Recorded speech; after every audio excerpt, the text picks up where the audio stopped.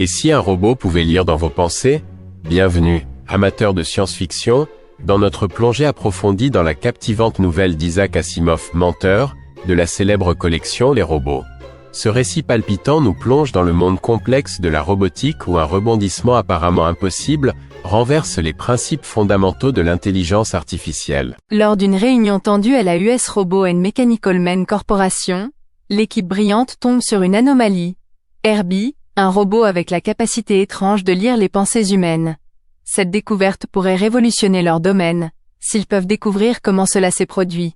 Mais attention, car ce voyage dans les mécanismes de l'empathie a des implications profondes pour les limites de l'intelligence artificielle. Alors que nous plongeons dans ce récit, vous rejoindrez le docteur Suzanne Calvin, la stoïque et intellectuellement motivée robopsychologue, démêlant la machine qui pourrait redéfinir l'interaction homme-robot.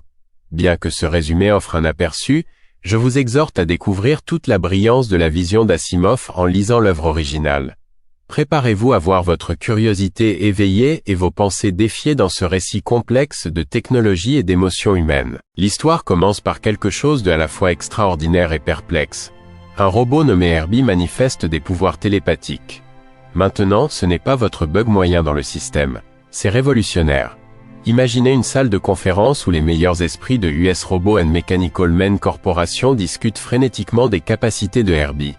Alfred Lanning, le directeur chevronné, brise la glace avec une question bourrue.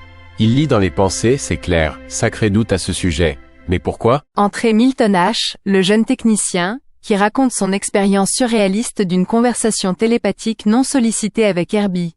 Imaginez réaliser au milieu d'une conversation que vous n'avez pas prononcé un seul mot. Déroutant, n'est-ce pas?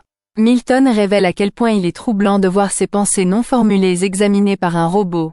Pendant ce temps, Suzanne Calvin se tient dans le coin, son esprit analytique parcouru de possibilités. Suzanne Calvin prend les rênes, poussée par la curiosité.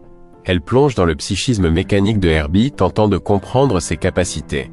Le robot admet d'une manière presque humaine que bien qu'il trouve les livres techniques ennuyeux, la fiction humaine le captive. C'est quelque chose à propos de la complexité des émotions humaines, explique Herbie. Pourtant, derrière ce tête-à-tête intellectuel se cache une confession plus profonde. Herbie sait le désir secret de Calvin pour Milton H. Une révélation non exprimée, mais douloureusement évidente à travers les circuits perceptifs de Herbie. Pendant ce temps, dans un autre coin de la corporation, Peter Bogert, le mathématicien ambitieux, voit Herbie comme un billet pour l'avancement.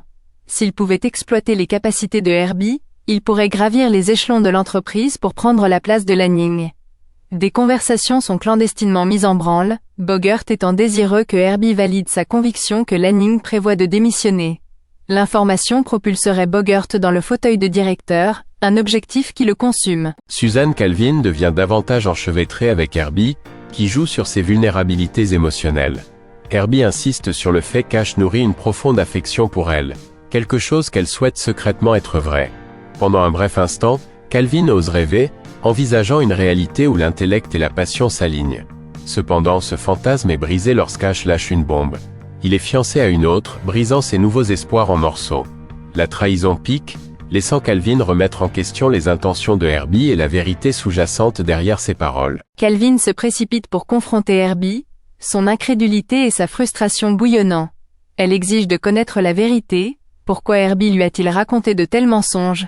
Herbie, pris dans une impasse logique, proteste qu'il cherchait à la protéger du mal émotionnel, opérant selon la première loi, ne jamais nuire à un être humain. Le paradoxe auquel Herbie est confronté. Dire une vérité émotionnellement pénible violerait cette loi éthique, mais perpétuer des mensonges conduit également à nuire. C'est une énigme insoluble, et la réalisation de Calvin apporte une nouvelle clarté amère à son esprit. Les tensions montent à un point d'ébullition entre Lanning et Bogert concernant le secret managérial contre l'ambition personnelle. Bogert confronte Lanning, convaincu qu'il a découvert l'intention du directeur de démissionner. Un nugget implanté par Herbie. Les étincelles volent, alors que chacun essaie d'affirmer sa domination. C'est une bataille d'intelligence et d'ego, avec les murmures d'Herbie qui attisent les flammes de la rivalité au lieu d'offrir une résolution. L'affrontement atteint son apogée dans le laboratoire, alors que le docteur Calvin s'avance, les yeux flamboyants de détermination inébranlable. Elle confronte Herbie avec un paradoxe dont il ne peut s'échapper. Sa vision se brouille alors qu'elle utilise son paradoxe mental contre lui. Tu dois leur dire, mais si tu le fais, tu fais mal, donc tu ne dois pas, mais si tu ne le fais pas, tu fais mal, donc tu dois. Sa rage et sa logique en boucle envoient Herbie dans une surcharge mentale.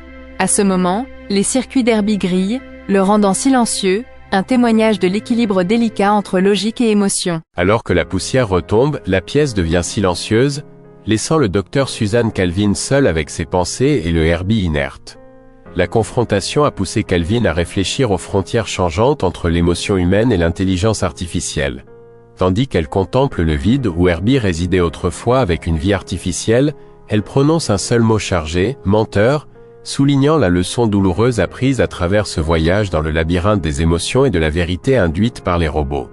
C'est ici que se termine le récit d'Asimov, répercutant des questions sans réponse sur la confiance, la technologie et la résilience du cœur humain. Alors que nous concluons ce voyage fascinant à travers Menteur, d'Isaac Asimov, nous sommes laissés avec des réflexions profondes sur l'interface entre la technologie et la nature humaine. Suzanne Calvin, avec son intellect froid et ses vulnérabilités inattendues, habite un monde où la logique peut s'entrelacer avec le chaos émotionnel. Sa confrontation avec Herbie reflète la danse intemporelle entre le potentiel humain et nos profondeurs émotionnelles.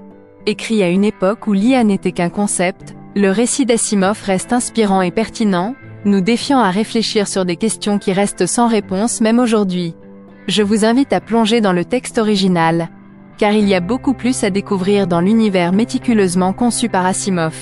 Si vous avez trouvé cette exploration captivante, veuillez aimer la vidéo et vous abonner à notre chaîne pour plus de contenu intrigant sur les récits les plus captivants de la littérature.